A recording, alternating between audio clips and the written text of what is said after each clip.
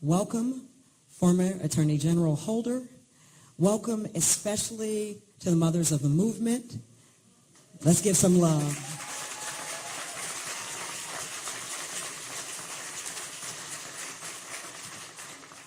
Welcome to my dear friend and co-laborer, Dr. Mark Kelly Tyler, the pastor of Mother Bethel.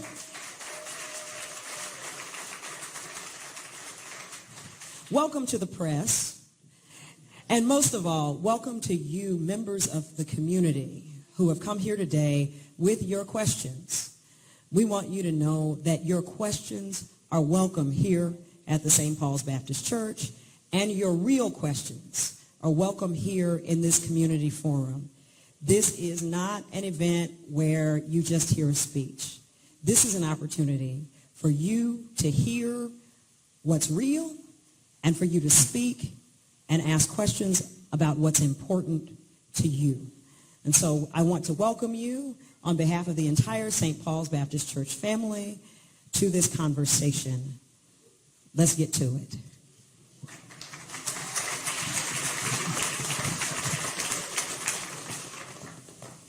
First of all, let's put our hands together for the Reverend Dr. Leslie Callahan, pastor of historic St. Paul's.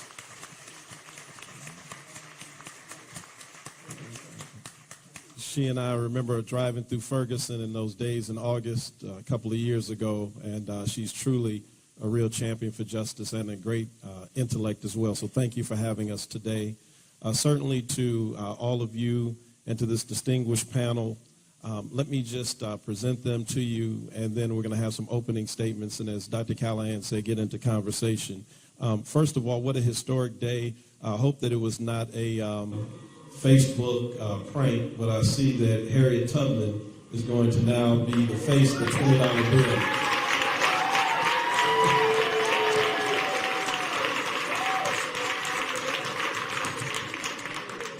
So you talk about, these mothers, their strength today that they represent in that fine tradition of people like Harriet Tubman is just a powerful example of why we're here. We want to, let me just introduce who's here first. And then present also a person who had a big night last night. Somebody say amen. Attorney General Eric Holder is with us, and former Attorney General who spent some time with some of the younger activists almost an hour and a half earlier today and really shared and opened himself to us. So can we welcome Attorney General Eric Holder.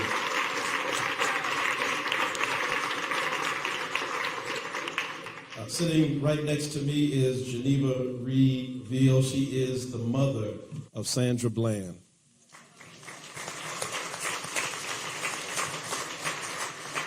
Sitting all the way on the other end is Maria Hamilton, the mother of Dontre Hamilton from Milwaukee.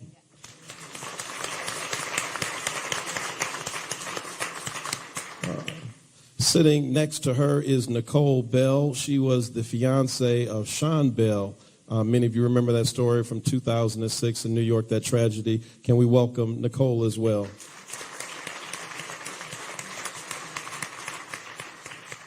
And then we have sitting next to her a person who's become very near and dear to the hearts of many in Philadelphia, whose son and his story really epitomizes this crisis that we're living in right now. Tanya Brown Dickerson, mother of Brandon Tate Brown.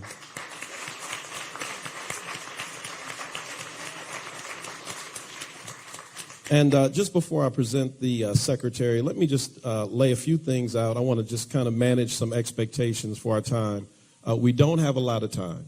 And so what we want to do is have a chance to hear from the secretary and Attorney General Holder and these mothers of the movement who are here as well. So we're going to have a time for some questions, but we also want to really hear what the answer is, all right? Everybody will not get a chance to speak, obviously, in this room, but we'll try to make sure that we have a good representation by age, by gender, by affiliation, and different groups that are here. We have activist groups, clergy groups, politicians, and everyone else. So we're going to try to do that. Finally, let me say that we want to focus our conversation today in three areas. One is around the issue of police accountability.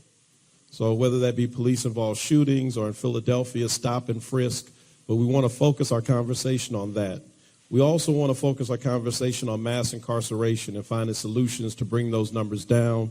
And then finally, to talk about gun violence in general. Let me say that all of us who are here, can we just make the assumption that we all care and love the black community? Is that all right?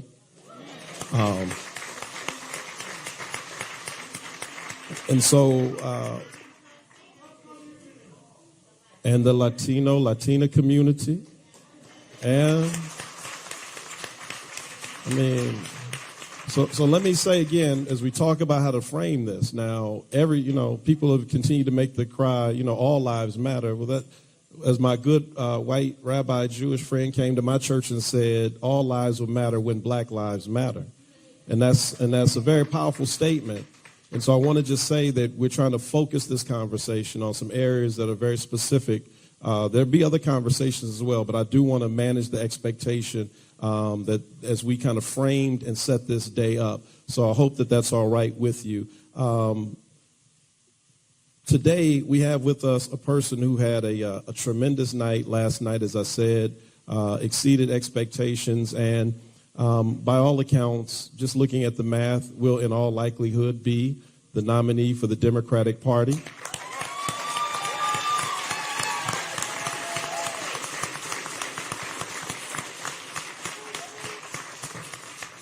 And so as we welcome Secretary Hillary Clinton here, let me, as I get ready to turn it over to her for her opening remarks, kind of frame the question. It's not really a question, but Secretary, last night I stayed up to watch your victory speech.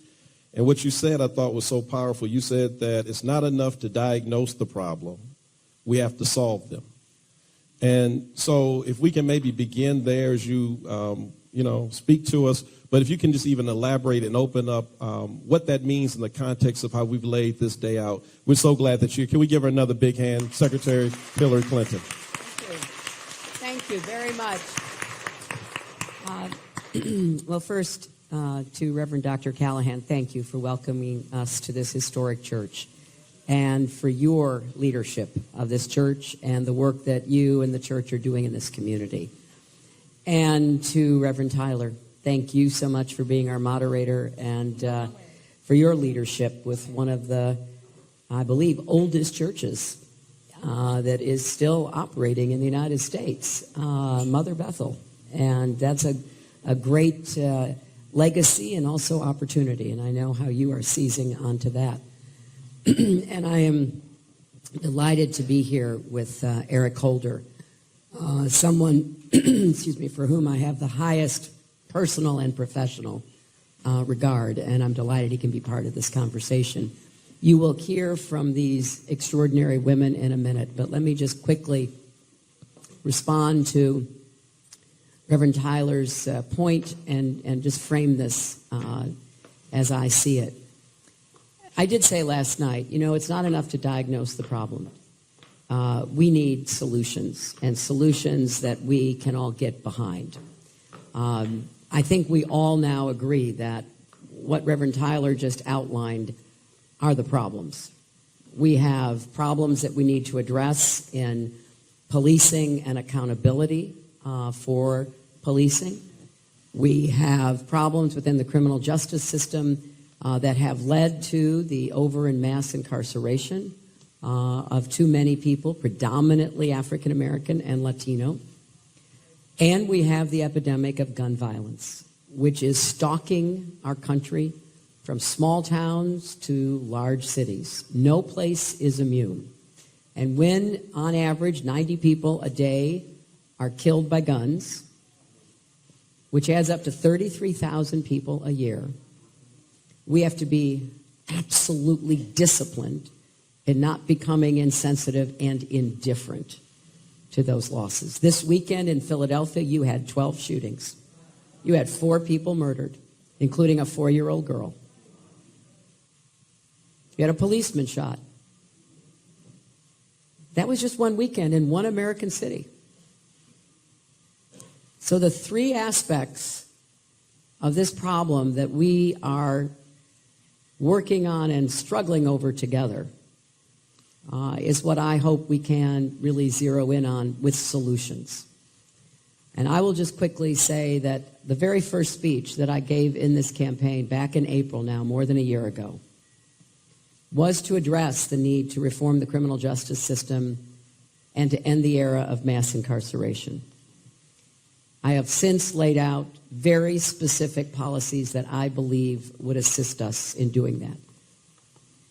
The federal government has a role to play, but we also have to change laws and approaches in the states and the cities as well.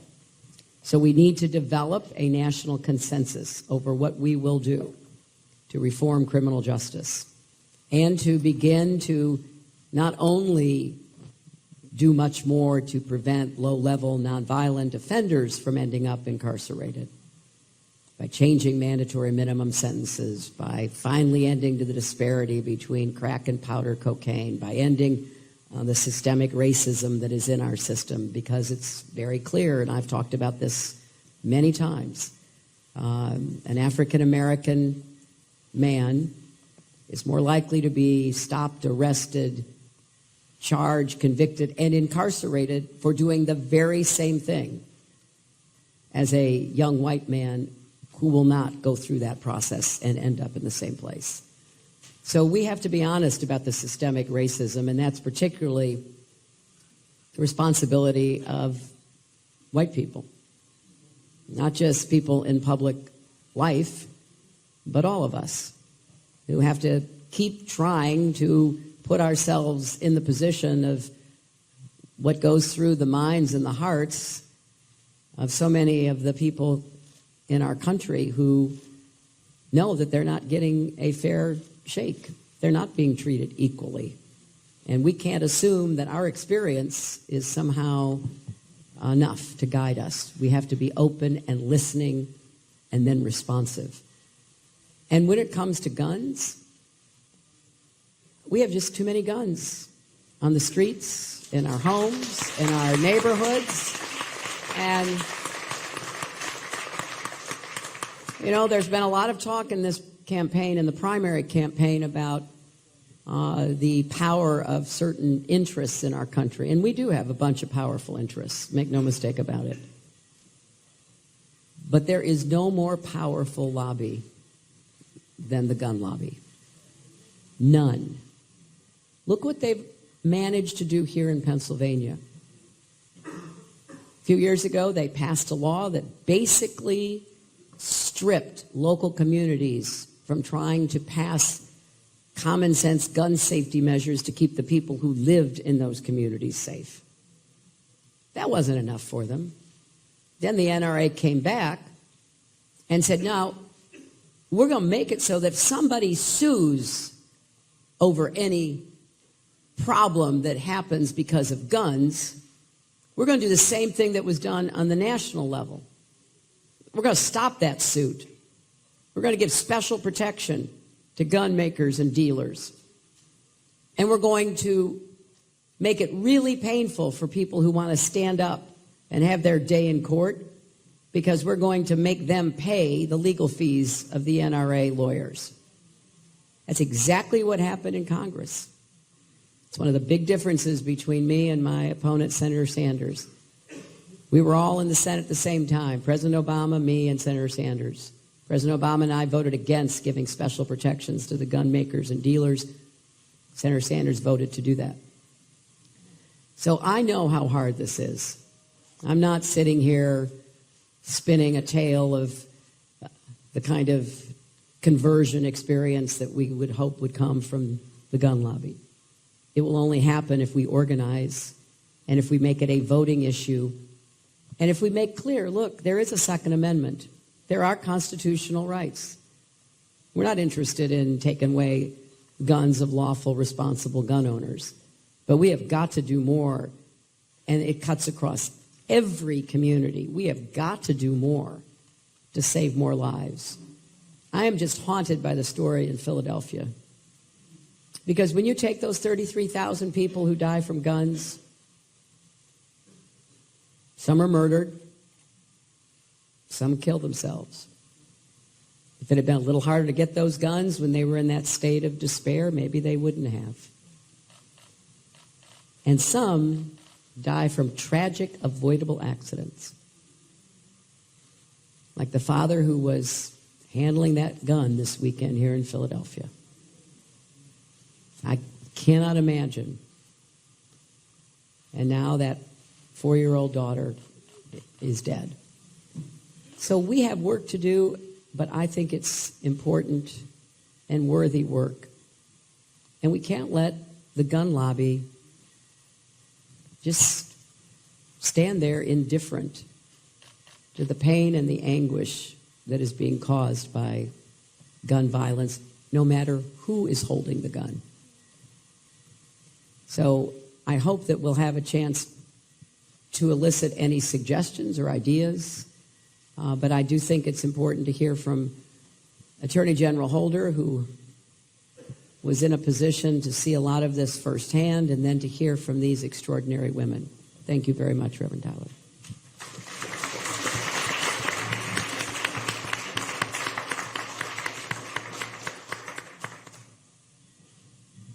Well, it is a pleasure for me to be here today to talk about issues that have really animated most of my professional life.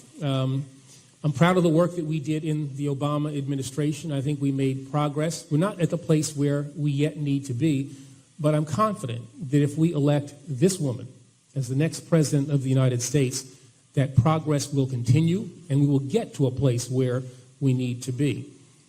She's about solutions. There are great programs that she has proposed, and I would urge you all to look at them. Read that speech. Read that very first speech that she gave about criminal justice reform. Look at the speech that she gave at the Schomburg Library in Harlem about the whole question of race and how that affects so much of what we're going to be talking about today. This is a person who has shown through her life's work that she's committed to finding solutions to these issues that have bedeviled our nation for centuries. But the problems that we confront are man-made, and they're susceptible to man-made solutions. I am confident that if you will join with us in this effort to make her the next president of the United States, that we will be in a far better place 8 years from now. That's why I'm a part of this campaign. I'm proud to have served one president. I'm proud to be a part of the effort to make Hillary Clinton the next president of the United States.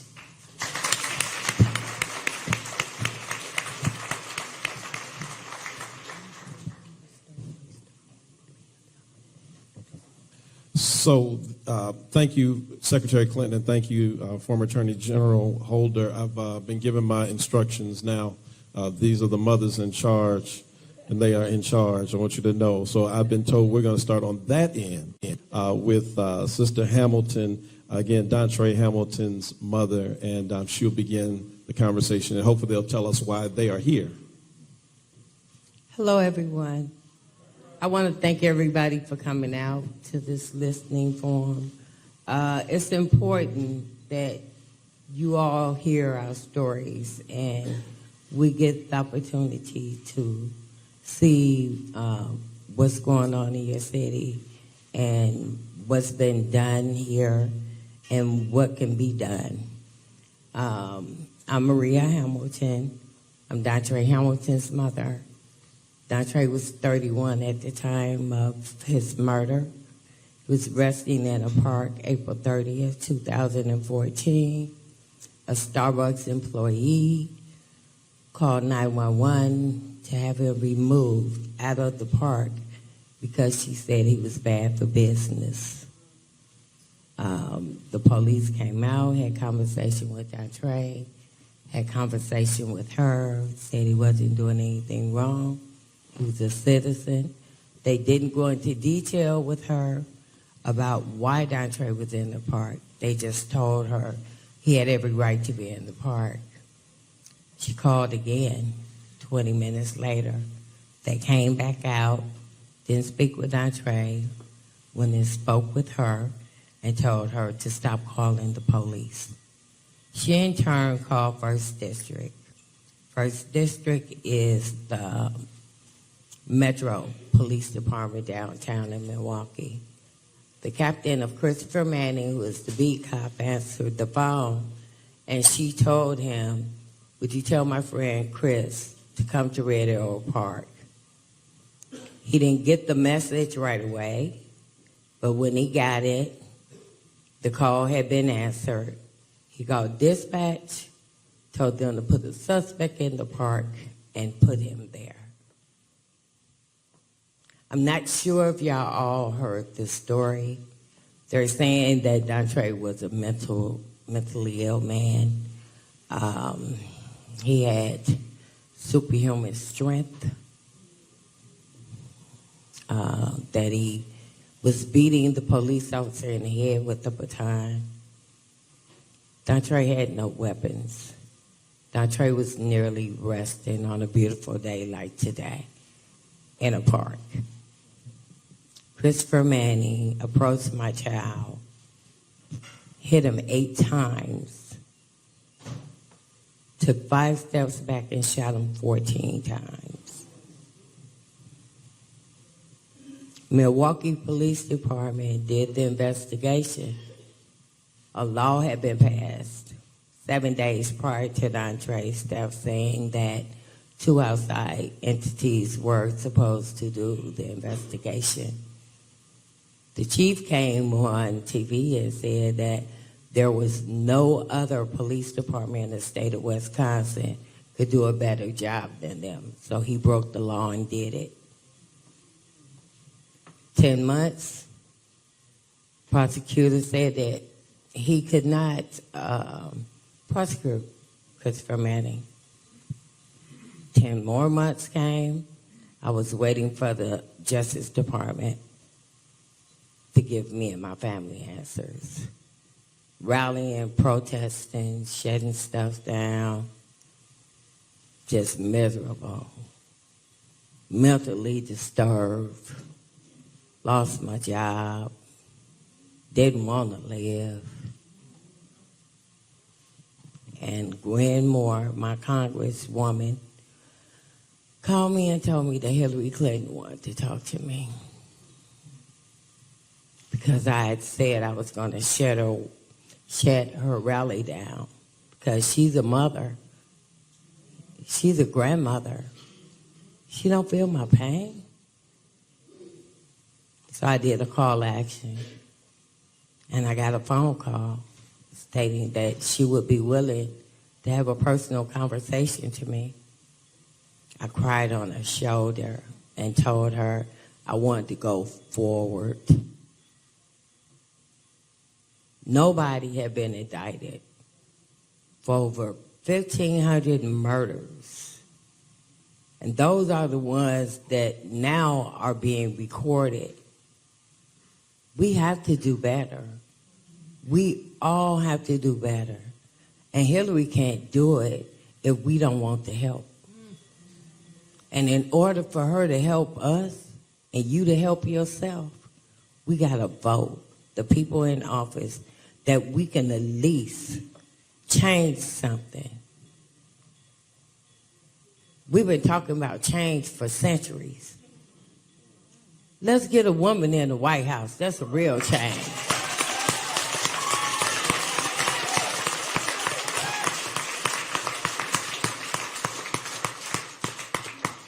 Let's do that together as a community and save our kids, save our loved ones. Because no one wants to be in this club.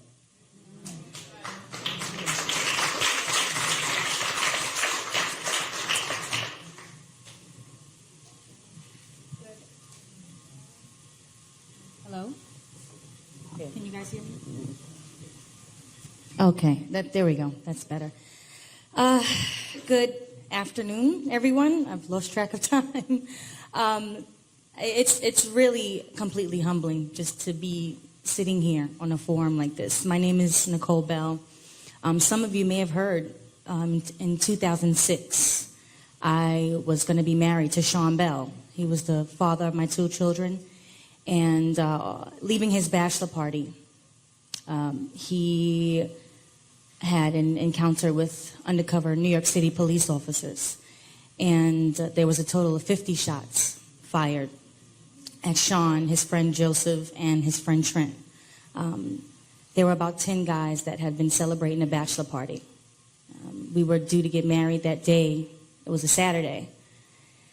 And for myself this year, it'll be 10 years, myself and my family, Mrs. Bell, my family, my in-laws. For the last 9.5 years, we hit the ground running. The next day after Sean was killed, we met with community members and church leaders and really just became active.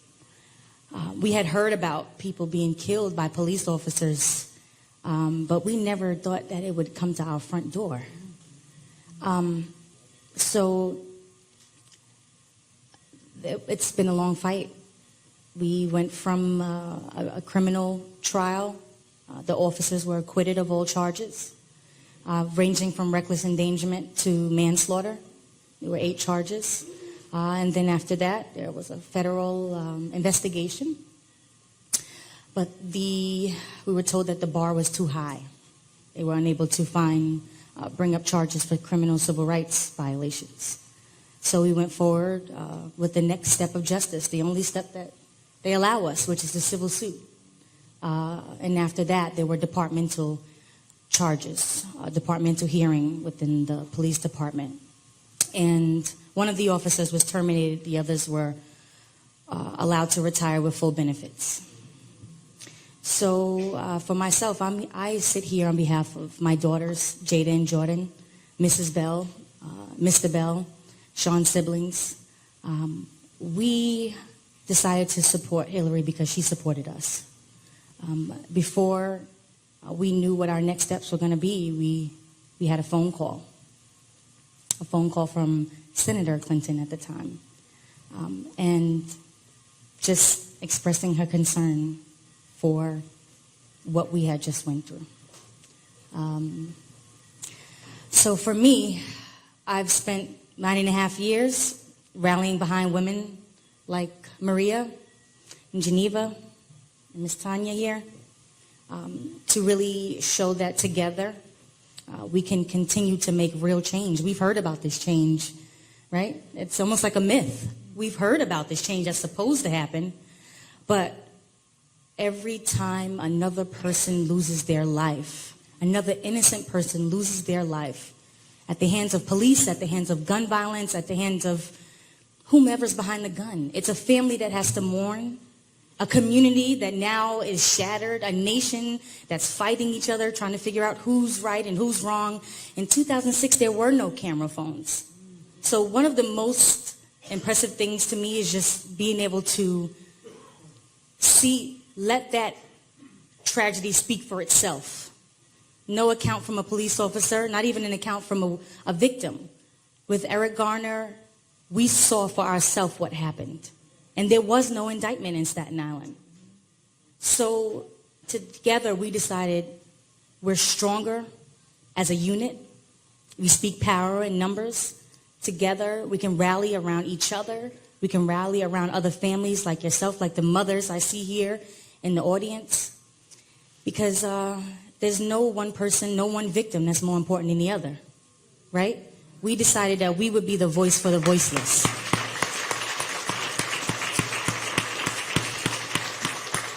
And I tell you, it's a tough road. It's a club that no one wants to be a part of. It's been said over and over and over again.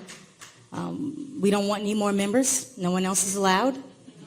We don't want to see another person lose their life, whether it be a man, a woman, old, young, rich, poor, white, black. I don't care. No one deserves to lose their life. And for families like us, for victims like Sean, they deserve justice. Absolutely no excuses. We deserve justice. So we're here to stand with the secretary and everyone else who supports her to say that I'm with her. And we want to see that real change that we've been promised for so long. And we think that she's going to do it. Yeah.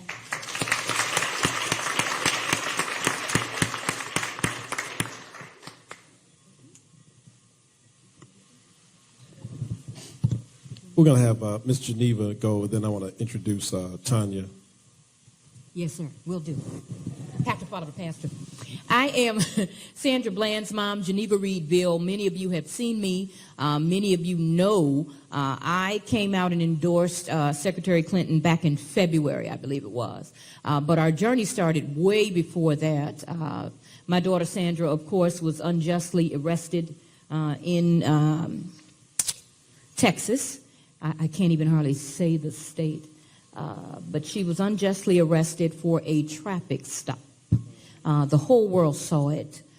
We all saw that literally she was getting over for an officer who in fact was profiling her, and she had no idea that this officer was stopping her.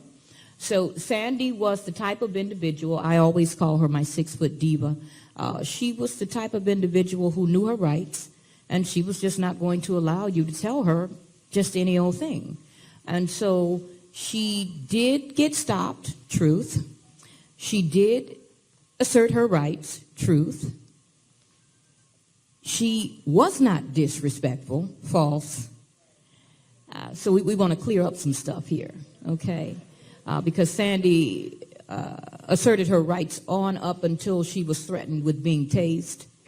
And if we go back to the video, Sandra was slapped in her own car. No one talks about that. And I will say to you that when she told the officer, let's do this, and I saw that on tape, I was like, that's right, girl. Let them know we're going to do this. So I will say to you that she had no inclination that she would be put in a cell, isolated, charged with a $5,000 bond for an assault on an officer that did not occur. Mind you, her head was slammed to the ground. Her back had knees in it. So when we talk about assault, the assault was not on the officer. The assault was on Sandra. But I will say to you that 9 months later, and you must know the truth, we still do not have her clothing. We still do not have her cell phone. We do not have any of her items. We need to stop covering up this mess. Sandra never, ever went to a hospital. She was taken, listen media, get it right. She never went to a hospital. She was taken from the jail to a Caucasian funeral home which had not housed a black body in a while. Then to the medical examiner, then to the black funeral home. That's from the mother, and that is the truth. So to get a call about your daughter who just left home Tuesday and to find out that she had been falsely arrested and to not have any other information other than assault on an officer because we had not seen the tape at the time, Sandra called home one time, late Saturday. She's in Texas, we're in Chicago. There is no log of several calls. Lie. Okay? No, she didn't talk to me at all. Truth. Okay? And if you have found yourselves on the other side of a conversation and you are stating things that are incorrect, and I have told you this here, somebody will share that with me.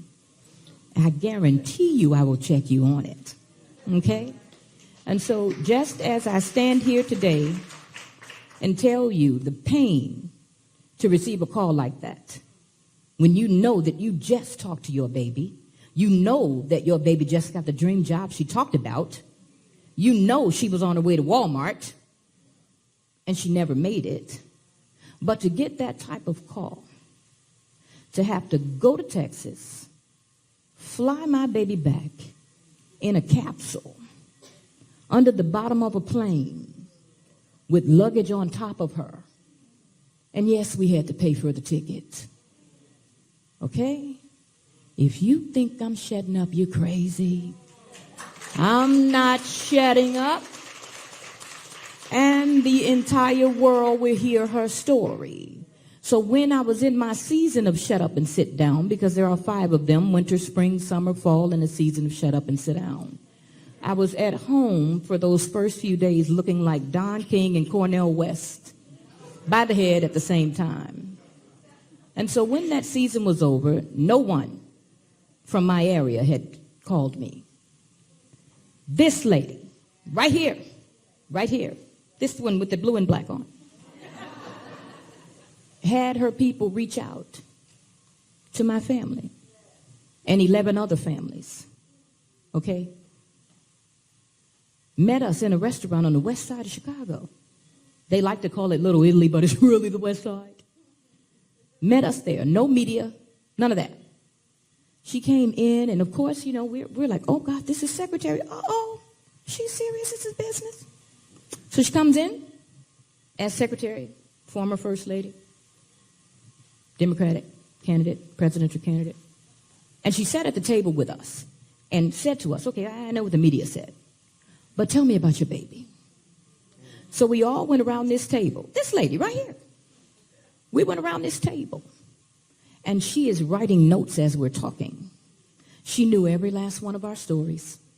Every last one. I'm not talking about her right hand. I'm not talking about Maya. I'm not talking about LaDavia. She knew every last story. She didn't tell us to stop talking. She turned a 30-minute meeting into 2 hours. She did not get up from the table and say, okay, I'm going to my $99,000 donation dinner. She didn't do that. No. She said to us, you know what? You guys, you got some power together.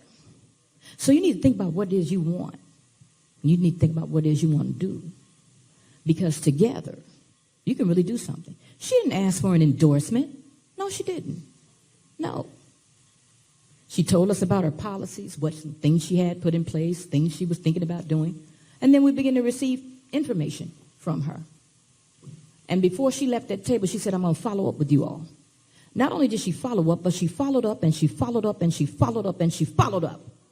Now I'm still waiting on some letters from some folk in my area. Okay? So when I tell you that the final thing for me was the final meeting with her when she took my hand at the CBC. You remember that? And she said, what is it that you want for your daughter? And I said, justice. I want accountability. That's what I want. And I had this nasty attitude because I'm still mad. And she knew it, but she played it off like she didn't know it, and I know you knew it. And so I was still angry. But I decided if I remained bitter, I couldn't get better. And so here I am standing with the secretary at one of these many dinners that I've been now invited to because I'm in this club. And she's just standing there talking to me like I'm just, you know, somebody like she is, okay? So I said, okay, let me go check this information out. So I went and I read, and I did all my background, I did all my research. Now, you're talking about qualified First Lady, Secretary of State, Democratic candidate. She's the baddest one on the ticket.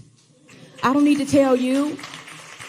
Go check out www.hillaryclinton.com. And I promise you, if you're really serious about doing your research, everything is all there. For the mothers, fathers that have lost children and she didn't call you, I am sorry.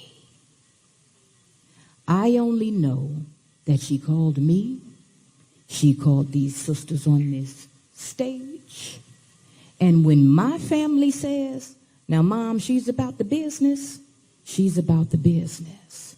And so when you're openly grieving and the Secretary of State steps to you, you better endorse her because she already endorsed you. So we have no option not to vote. No option. We just don't have an option. It's a serious business. Anytime you have to go back to 1994 to find something on a person, she must be a bad sister, okay? So let me tell you, come back to me with something that she's done recently that really, really, really meant something. When a campaign gets vicious, pay attention to what it's really about. Understand? It is about division and separation. She is trying to unite. So please, please, don't follow your friends, follow the facts, okay? And let's make his story her story.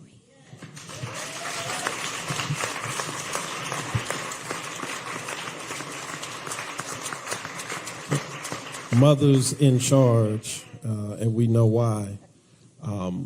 Let me say, first of all, thank you to them. They have to relive all their pain every time they tell those stories. About an hour ago, some of the activists in the community had a chance to sit down with Attorney General Holder and these mothers for over an hour and a half, and some of the young Black Lives Matter activists, some of the Philly Real Coalition, Real Justice Coalition folk as well. And I'm telling you, it was a moment that was just really transformative for those of us in the room. Nobody walked out of there without crying. So I want to tell you that that they're for real. Now, there's another mom who is here who's not necessarily with the campaign. That may change, but she was not brought in to endorse. She was brought in because she's in Philly. The campaign reached out to Dr. Callahan and I said, if you want something that's real, and you want to be real in Philly, then you got to talk about Brandon Tate Brown. Now, you cannot come here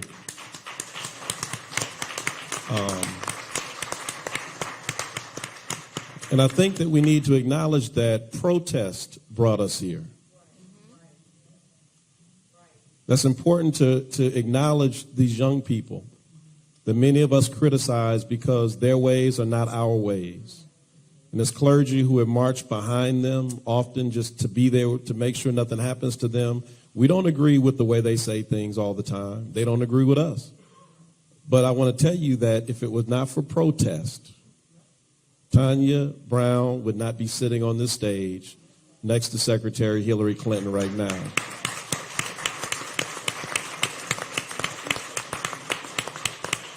And so these young people challenged those of us in the clergy at the Martin Luther King Dare March that you all remember in Philly, 7,000 people last year. And they said to us as they protested our protest, that we protest, they protested us with a bullhorn. And they stood in front of this big stage and said, y'all ain't nothing. You're going to talk about Mike Brown, but you ain't talking about Brandon Tate Brown. And we're like, who was Brandon Tate Brown? We saw the story and we believed, like everything else, what the police put out.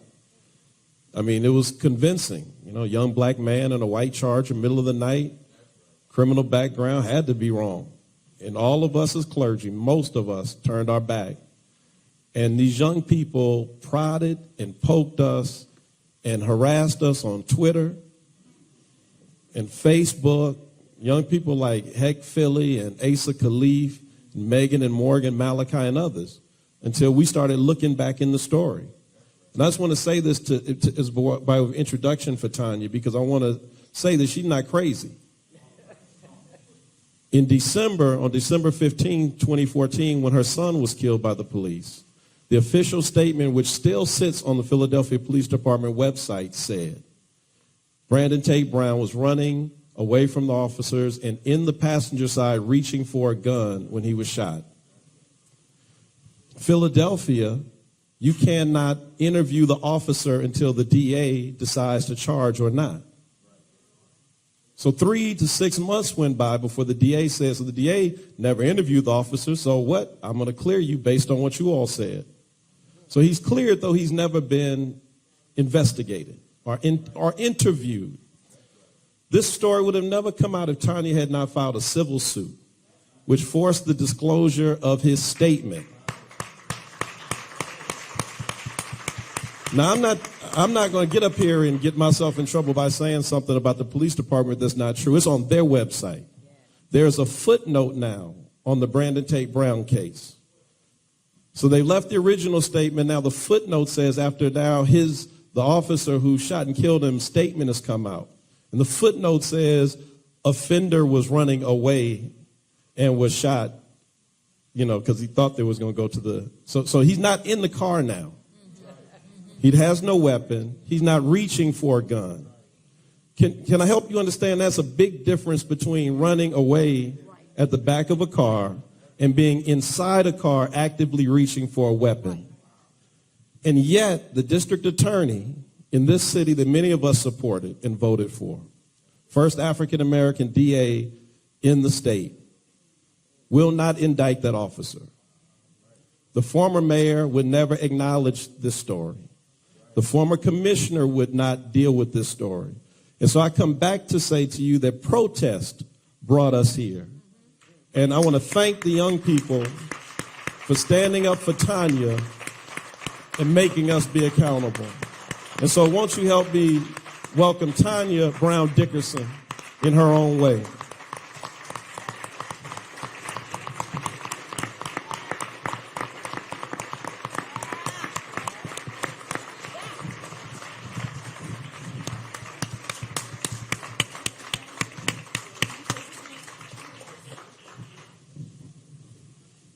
Good evening. Good evening, everyone. My name is Tanya Brown Dickerson. As he said, Brandon Tate Brown is and was my oldest child. I want to start by saying, because I don't want to forget, that I am honored to be sitting here with Secretary Clinton. I want to also say, originally, I had every intention on voting for her, and I got swayed because I didn't do my research. And the bottom line is their lives are open books, and we can search it for ourselves.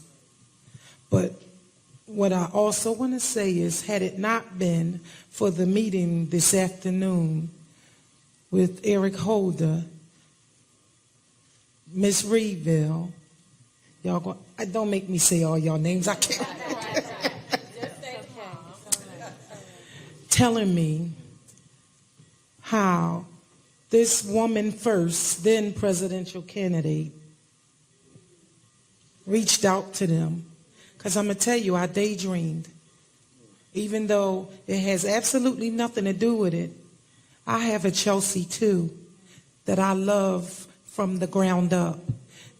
And I want to know, is this presidential candidate still a mother?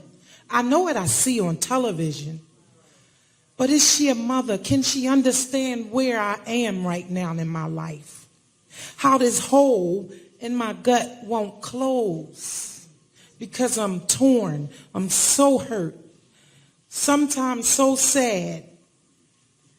My husband says, you wake up screaming, Brandon. I say, God, bring him to me. I miss his voice. Brandon comes to me. I know he dead in a dream, and he know he's dead in a dream. But he's coming to me because I needed to get through.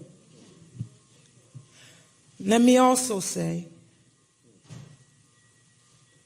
I think we got a winner.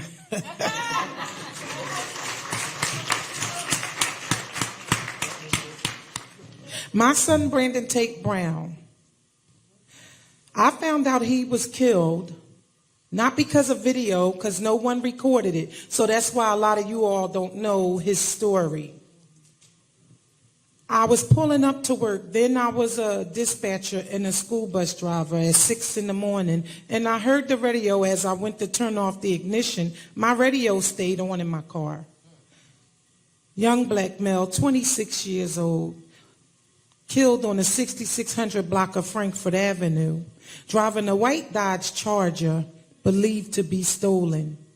That's how I heard. And I'm going to tell you why I knew it was my child. For one, you knew his exact age. You didn't approximate at all.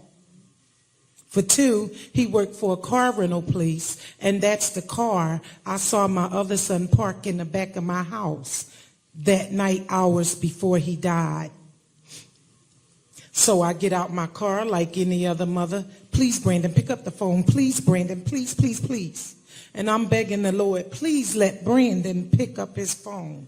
And it's getting heavier and heavier. And I'm begging and I'm crying. I said, it's Brandon, because I can't shake this. I called 3 police districts. The last one was the 15th district. And I asked them, do you have my son? Did you kill my son? They didn't say anything. She said, excuse me, it was a woman. I said, do you have Brandon Tate Brown? And she asked me what color clothes he had on. And needless to say, I was all over that dirty carpet on the floor at my job. So when they tell me that there was a struggle. Here's what they said. Brandon was pulled over because his headlights were not on. I have a video, and it's been put out there, showing Brandon headlights were on when they was pulling him over. Brandon, you could see his signal come on as he was moving over. And they came to a stop. They said that Brandon complied. He did everything they asked. Once Brandon got out of the car, a struggle ensued. Now, they're saying once the struggle ensued, back and forth, they were fighting back and forth. They said Brandon ran away, got away, and decided to come back. And this time he was on the right side of the car. He opened the door, reached in the car, because they said they saw a gun in the console next to his seat. And that's when the officer, Nicholas Corelli, decided it's his life or mine. Okay. Well, if you know your children, you know that one took the cookie out that jar. You know that one going to tell you a lie because he broke the TV. You know which one is which. When I saw a picture of Brandon's body on the ground, he was stretched out with his feet crossed on the right side of the street. So it would appear to the public that scene, Brandon opened that door and did what they said. I'm telling you, I saw the video. My son was never on the right side of the car. There was a police officer at his window talking to him. There was a police officer on the right. Brandon had put his window down. You could tell because once he did, the cop leaned in and was just chilling, talking to Brandon for a few minutes. Once Brandon got out the vehicle, the police officer opened the right door and left the door open. He then walked over to the other side where Brandon was. And that's when the struggle ensued. Now, when we say struggle, we can consider that to be a physical altercation between them or a struggle to handcuff him. But the struggle was, on that video, I was watching my baby run back and forth across the street as if he was being beaten with a belt, ducking and trying to dodge being beaten. I watched him pass out in the street. I watched him come to. I watched them the cops shake him by his hoodie, and my son came out of his hoodie. Now here's the part that breaks my heart. Once Brandon came out of his hoodie, he ran from across the street back towards his car, but at the back of the car, that's where I saw my son fall face down in the street. Now, I read the statements. The cop said, Nicholas Corelli said, I had to stop chasing them. I decided to stop chasing them so I can get a clear shot. So that killed me. That means I'm sorry, premeditated your thought. You had time to think about what it is you wanted to do. Brandon died in the street, not on the right side of the vehicle reaching into the car. His body was then pulled over to the right side and stretched out. They say there was a gun in the car. They said DNA was on the gun. Let me tell you the DNA that was on the gun. When they showed him on the news, they had the gun in their hand.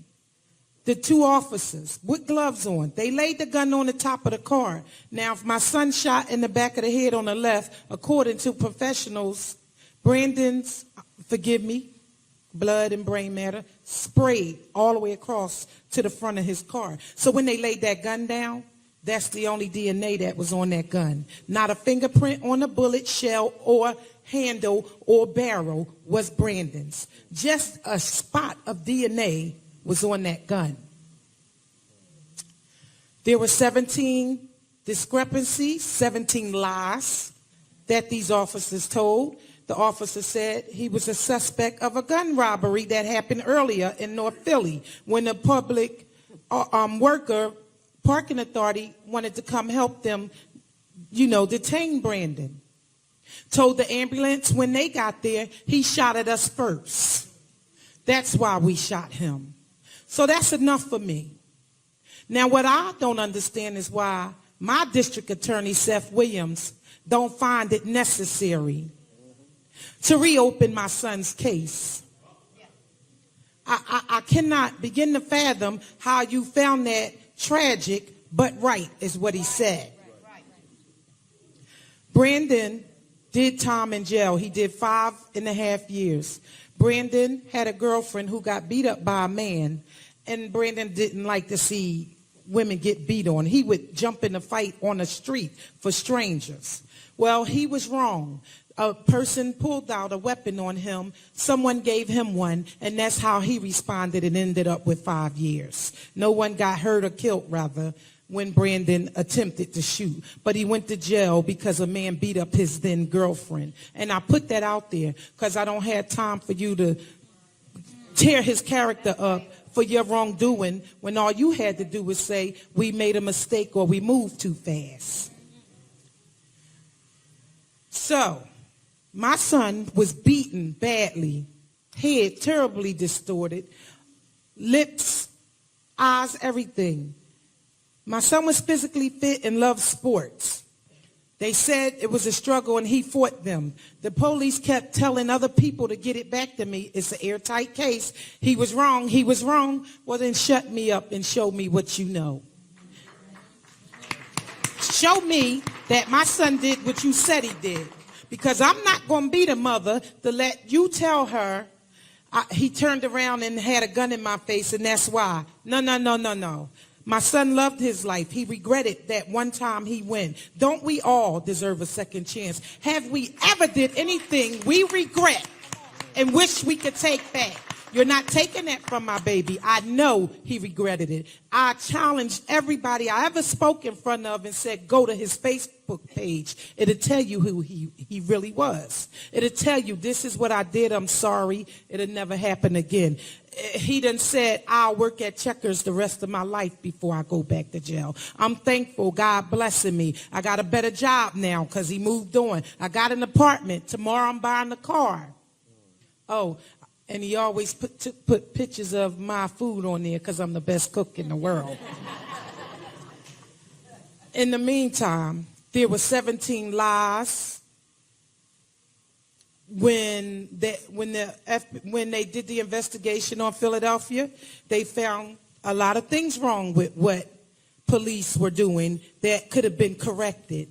At the time, my son was already gone, so I want to say even during that time. This frisk and stop thing is out of control because, unfortunately, it is suspicion that allows them to stop you, not probable cause. Brandon might be alive today if this frisk and stop wasn't practiced so freely. And it's got to stop. Now, I'm going to tell you one more thing. I'm here because when I saw that Mike Brown, the officers didn't go to jail, I learned today that we all similar. We all did the same things. And I prayed, Lord, I'm tired. Brandon was alive. Give me the strength. Give me the path and the words. I want to fight for civil rights for everybody. This is out of control. Well, needless to say, shortly after that, 3-4 weeks, my baby was gone. So as much as it pains me, as much as I'd rather have Brandon, unfortunately, I wouldn't be sitting here. I can guarantee you that if Brandon was here. Because I would hurt for Mike Brown, but I wouldn't have walked them streets and tore up my sneakers and froze to death and banged on doors and yelled at the top of my lungs and demanded justice for Brandon Tate Brown, Oscar Grant, Mike Brown, and so on. Because I don't do this just for Brandon. It's not about Brandon. Secretary Clinton, I pray something happened with these gun laws. Because granted, I don't know where that gun came from that they say was Brandon's. I will not tell you that it was Brandon's because there was no proof that it was Brandon's. The guns got to go. We got to stop hurting each other. Black, yellow, brown, green. It's okay if you walk past somebody and you bump each other. You don't have to turn around and shoot them and kill them. We human beings. We're not animals. And we hurting each other. The police hurt me by taking my baby. Now, the bottom line is, this Constitution in America, the one that's down 5th and Market, says we the people, not we the FOP. I want accountability. If I do it, you hold me accountable. If you do it, let's take you to trial. Let's take you to preliminary hearings. And if you come off, I got to deal with that. But just like you have a right to fight against me, it's we the people. America is we the people. We have a right to be heard.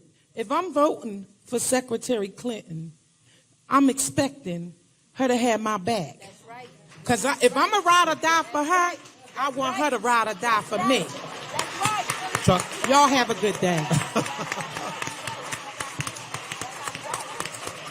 right. That's right. Well, so now, Secretary Clinton, I know we have time for a few questions out there, but we want to know you're going to ride and die with these women. I think you should just, this is too powerful. Can we hear from you?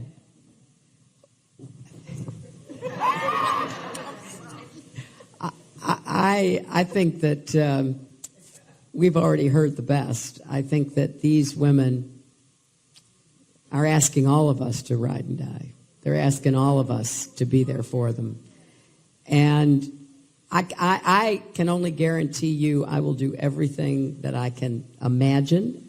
And I think you have seen today that I want these women and so many other family members to hold me accountable for doing everything I can possibly do, because it is wrong.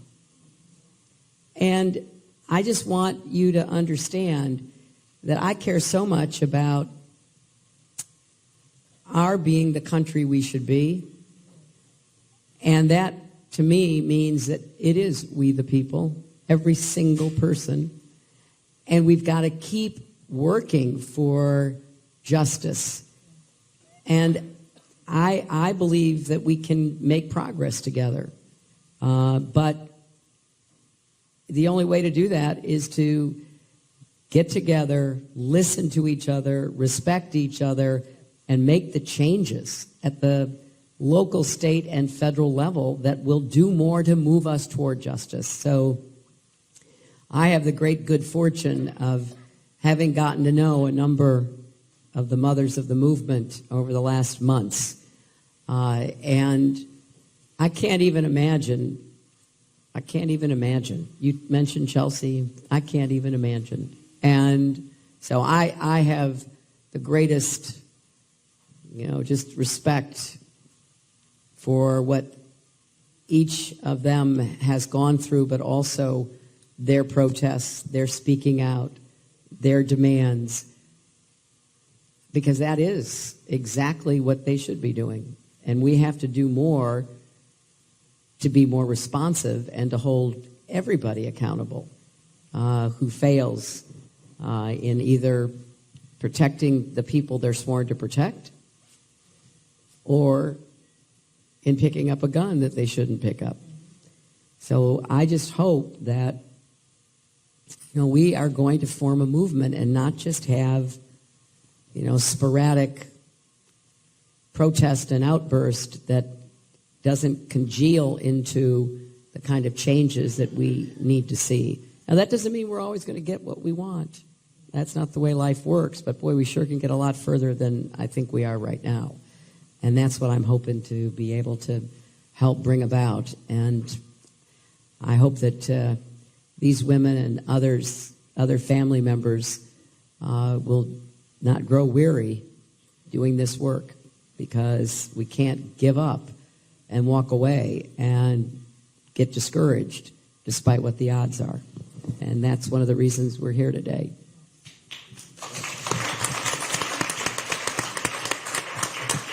Thank you, Secretary. So we're running behind, and they have another event to get to, but we have time for a couple of questions. I'm going to call on Reverend Greg Holston right there first, and then I see Paula Peoples. Greg Holston is the president of OIC America and also head of Economic Dignity for Power. Then Paula Peoples, National Action Network, and Chris Norris, local journalist. In that order, please. I'm going to come to Mothers in Charge at the end. Where's Dorothy? I'll see you, Dorothy. There you go. Thank you, Secretary, for being here today. Thank you for giving this platform to the mothers of this movement. We appreciate what was said here today. I just want to really piggyback on what Tanya said. Her son probably would be alive if we had ended stop and frisk in this city. The city of Philadelphia, over the last 5 to 7 years, has had over 200 to 250,000 stops and frisks. 40% of them have already been concluded to be unconstitutional. 80% of them are black and Latino people. 83% of the people were not arrested. They were not charged with anything. And 95% of the people had no weapon on them when they were frisked. It's an ineffective policy. It's being handled unconstitutionally. It's racially discriminatory. And it really adds tremendous trauma to our community. I have a daughter who was stopped and frisked, and for years we've had to deal with the trauma that occurred, even to this day, if she stopped even for a traffic ticket, she has to call me right away to make sure, because she's so nervous and scared, and she's never been involved in any criminal activity whatsoever. So this has been going on for a long period of time, and we need our president to have a bully pulpit on this, to persuade our FOP, our police, our mayors, to really end this policy, to stop it today before more people are hurt and harmed. Just want to hear your thoughts about how you can do this or help to do this, and I understand the separations of power and everything, but how can you aid in this effort? Thank you. Reverend, I'd like to answer that and then ask former Attorney General Holder to answer too, because he has a unique perspective. Well, I can only speak from the experience in New York. As you know, stop and frisk was ended. The crime rate is at an all-time low. I do think that the evidence that people use to justify stop and frisk just doesn't hold up under scrutiny. And as Tanya said, you should be looking for probable cause. And some people will be stopped, but it will not be the kind of wholesale stopping that we have seen in too many places. So I would hope that the federal government, both through the incentives that it provides to local police departments, can begin to retrain and change the mindset and the practices in police departments to get back to a much more community-grounded approach toward trying to prevent crime. Everybody knows we have to prevent crime. We have to keep innocent people safe in their homes and their neighborhoods. But we've learned a lot about what works and what doesn't work. And I think the federal government can play a much bigger role in providing both the carrots and the sticks to local departments so that they will do what we now know works better than what maybe is just the lowest common denominator that people fall back on and just keep doing, whether or not the evidence is there. But if I could, let me ask Attorney General Holder. I think what Secretary Clinton said is just really very important about what does the evidence show. You know, we have to come up with law enforcement policies that are evidence-based, not things that are theoretical and you think this is going to be okay, or that are somehow tied to the implicit bias that affects us all. We filed a statement of interest in that lawsuit that ended stop and frisk in New York. And that's one of the ways in which the federal government can play a role. You're right about the notion of separation of powers, federal as opposed to local and state systems. But the federal government, through the president, through the attorney general that she appoints, can have an impact, both in terms of the bully pulpit, but also, as the secretary said, in terms of the incentives that the federal government gives to state and local police forces, law enforcement agencies through the grant-making process. You know, if you do certain things in such a way we don't think are evidence-based, that are not successful, that are fraying at the relationship that has to exist between law enforcement and the communities that they serve, we're not going to fund that. And we're not going to fund that. You know, and you'd be surprised. Moral suasion might not move people, but when you tell state and local agencies, we're not going to give you money, they listen to you. And so you've heard from a woman who's the Secretary of State, kind of things that I think come to her almost instinctively, you know, things that I've learned through my work 30, 40 years in the criminal justice system, but in the paragraphs or 2 paragraphs that she shared with us, evidence-based, I mean, the kinds of things she's talking about, that's kind of where we need to be. That's the kind of president that we need to have.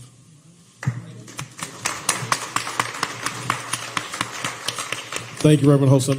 Paula Peoples, National Action Network, State of Pennsylvania.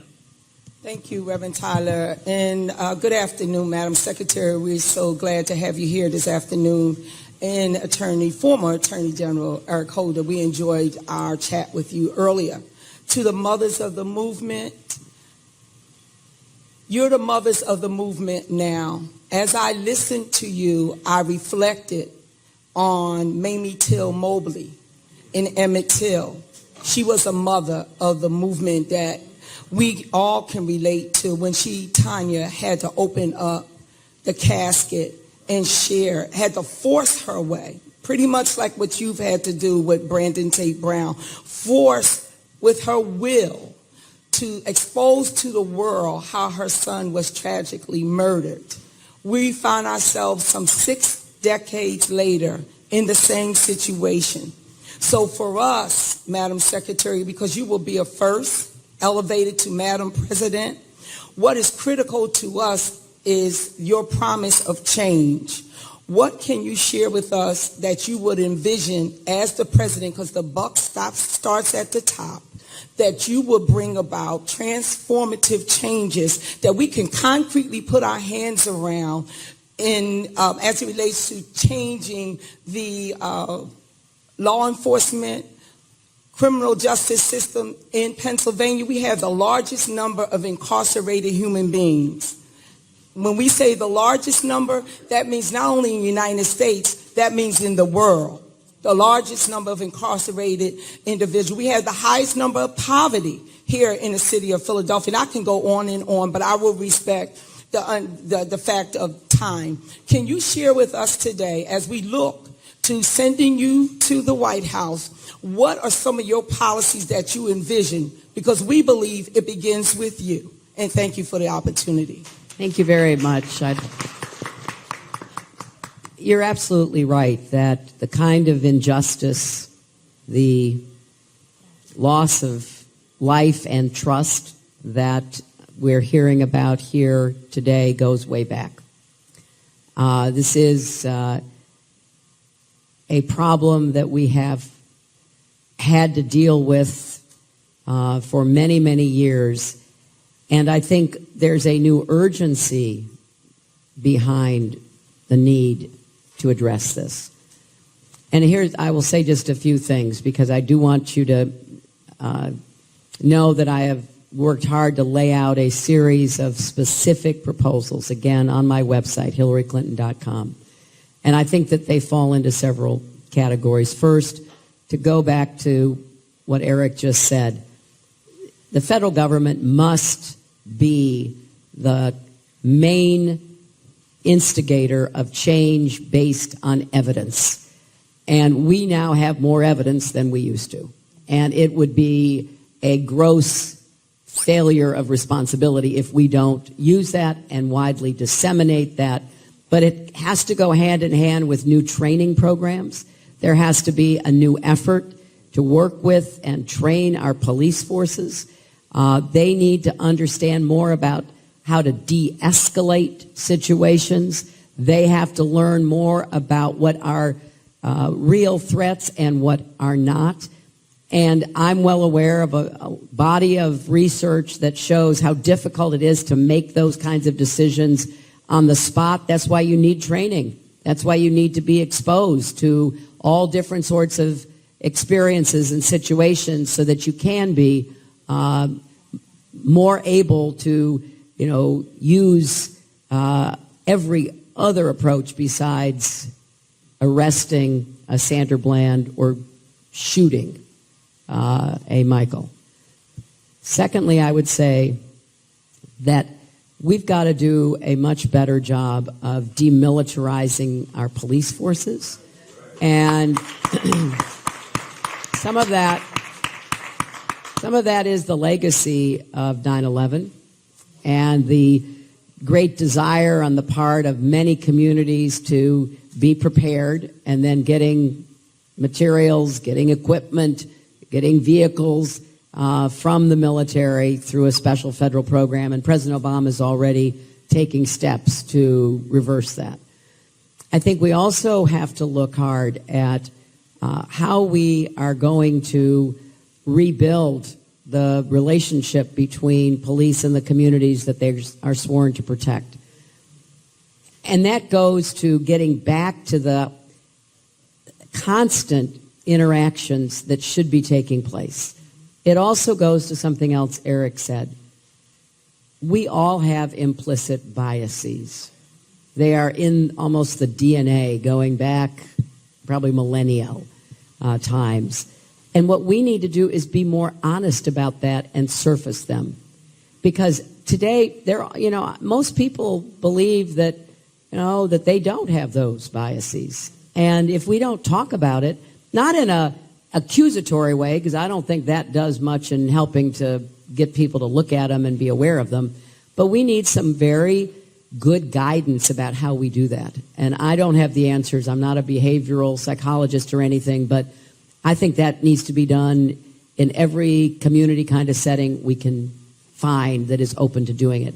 And then very quickly, we obviously have to do a whole lot more to avoid the what they call the school to prison pipeline, and replace it with a cradle to college pipeline. And that really starts early. And it starts early with working with families, working with kids, building up community resources. I'm very supportive of the mayor's proposal to tax soda to get universal preschool for kids. I mean, I don't, we need universal preschool. And if that's a way to do it, that's how we should do it. And I can tell you, we now have universal pre-K in New York, and the early studies are it's really helping a lot of kids to be better prepared for school.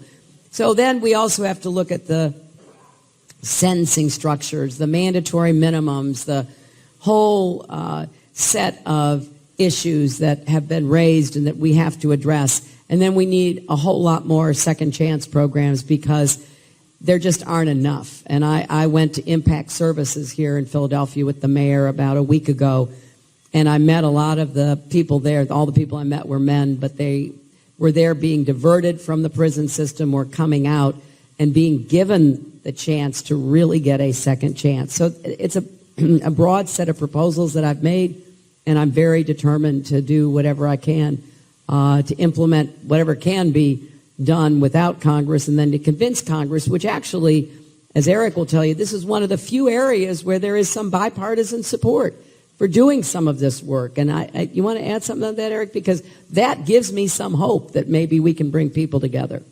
I think that's exactly right, and I think that's why the election of this next president is so important. We have a moment in time where we can actually do something meaningful when it comes to criminal justice reform.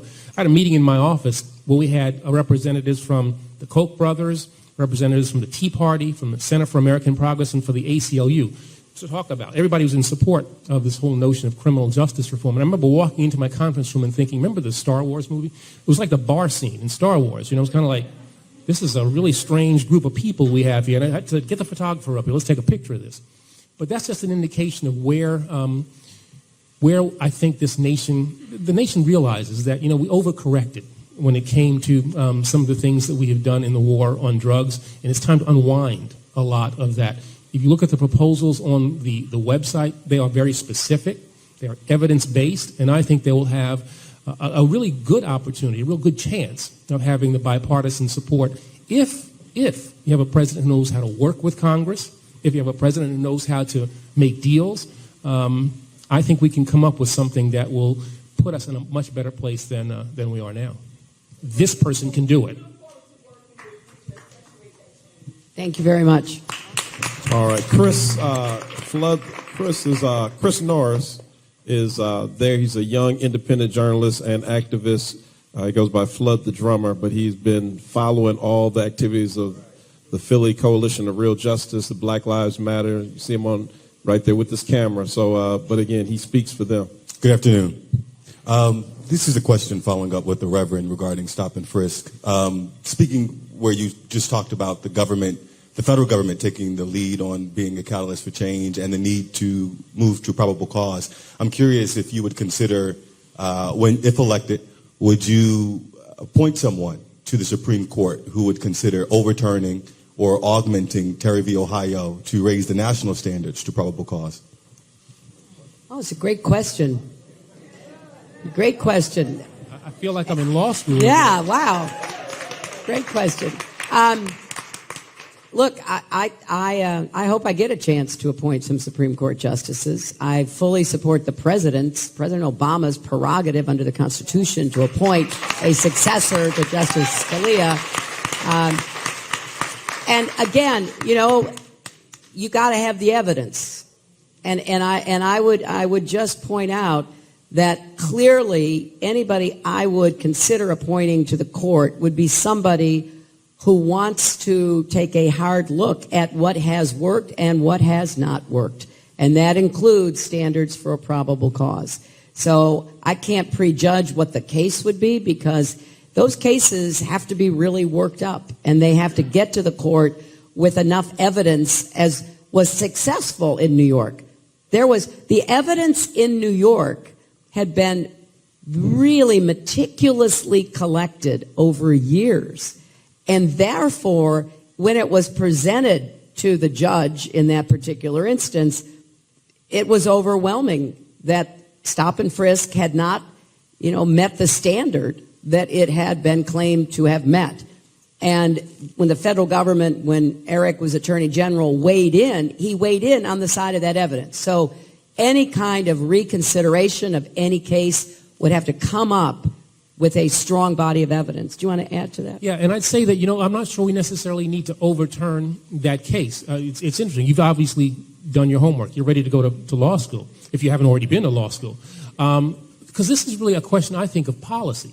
The Supreme Court gives you really a wide latitude in a whole range of areas, but the question is how much of that discretion that you have, and that the Supreme Court says that you have the ability to use, how much of that discretion are you going to use? And so the question is, what are the policymakers going to do? What's the President of the United States going to do? What's the President of the United States going to say about what police officers ought to be able to do? What's the President of the United States going to say about stop and frisk? If you have a president with all the things that person has to consider, come out and say we should really consider whether or not stop and frisk is a police technique that we should support, that has a huge ripple effect and makes police chiefs in small places and police chiefs in large cities think about whether or not this is something that they want to do. So, overturning something in the Supreme Court, one way of doing it, electing a president who will set a tone for law enforcement throughout the country, I think is in some ways something that is probably more effective and something that you can achieve in far shorter period of time. Thank you. And I'm sorry, I misspoke earlier, mothers, because she was so in charge over here to my right, my fellow AME. I called them mothers in charge, but this is mothers of the movement up here. Mothers in charge is a Philadelphia group. Dr. Dorothy. I'm sorry, Dr. Spite, but for me, all mothers are in charge. So we're going to hear from Dorothy Johnson Spite. Thank you and good afternoon. First of all, I want to thank Secretary Clinton for being here today on this very important issue, and Eric Holder, and my deepest sympathy to all of you on the stage. We are Mothers in Charge here in Philadelphia, but we're also part of a national organization. Secretary Clinton, you and I were on the front page of the Metro paper back in 2008. So I've been following you for quite a while, and I'm really looking forward to you being our next president and working for the changes that we need to see around homicides across this nation. Could I have all the mothers in charge to stand up, please? This is the Philadelphia chapter. We are a group of mothers who have lost our children. We have lost our children to homicide. And we have been fighting on the front lines for the last 13 years. We also have, and I want to acknowledge Kim Odom and Ruth Rollins, who's here from Boston, who are part of an organization that works, and they've lost their children also. We have Rosalind from Kansas City, a part of Mothers in Charge chapter. We are a national organization. We're on the front lines making a difference. We got to work together, mothers. Mothers on the move and mothers in charge. We've got to work together to address this issue of violence. Pain, the loss of a child, is no matter how they lost their life, it's pain. It's pain that you never, ever get over. And we've got to work together to change it. Homicide is a public health epidemic. It is the leading cause of death among African American males 14 to 34. It's not some incurable disease, it's homicide. We need to have this country look at homicide as a public health epidemic. When you think about public health epidemic, you think about Ebola. You think about all the dollars that went into the plastic suits that we saw the men wearing to address this and to stop the spread of Ebola. We need to stop the spread of homicide. So I'm asking you, Secretary Clinton, please support us. We have been on the front lines 13 years. Tomorrow night, we celebrate 13 years of Mothers in Charge. And that's why we have the mothers that are here from out of town. And in spite of our pain that we have every single day because we miss our sons and daughters, we are on the front lines fighting every day for intervention and prevention to stop the spread of homicide. But we need you to be a part of that. So I'm asking you, will you be a part of it? Will you stand with us? Because we want to ride or die with you too. Yes. I will stand with you, and I agree with you. I think that gun violence and homicide are public health problems. And another one of the outrages that I find just absolutely indefensible is that the Congress keeps going along with the NRA and prohibiting the Centers for Disease Control, our major public health facility that tracks diseases that cause death or other kinds of conditions like accidents. And they are prohibited from studying homicide and gun violence. So we're going to do everything we can to change that. We're also going to find ways to support those public health institutions like the Bloomberg Public Health School at Johns Hopkins, which is going forward trying to study this. And I find it, you know, having been criticized by the NRA and the gun people, and they're only just getting warmed up. I'm fully aware of that. I find it so interesting because if they were so sure of their position, why are they so afraid of the facts? Why are they so afraid that the facts would cause changes in people's behavior? Because we have a big public education issue here. You know, if we're going to help to make this a public health problem, then part of the way you do that is by educating people and by changing the conditions in which guns are used. But here's how outrageous they have been. They got Florida to pass a law that prohibited, at the threat of criminal penalty, pediatricians from asking parents when they brought their children in for their medical exams if they had guns in the house. Because the pediatricians know that among those 33,000 deaths every year, there are startling numbers of children who find that loaded gun, who pick it up, who kill themselves, who kill their sibling, who kill their neighbor. And so pediatricians passed a resolution saying, please talk to families. Are their guns unloaded? Are their guns locked away? You know, have they thought seriously about whether with small children you should even have guns in the house? and doctors were told, you raise that issue, you face a criminal charge. So, yes, I am with you 100%.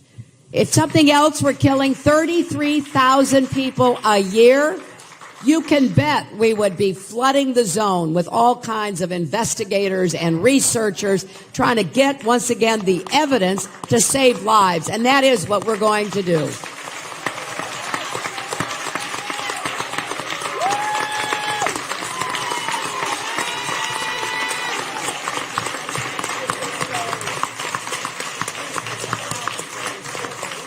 Secretary Clinton, we want to thank you.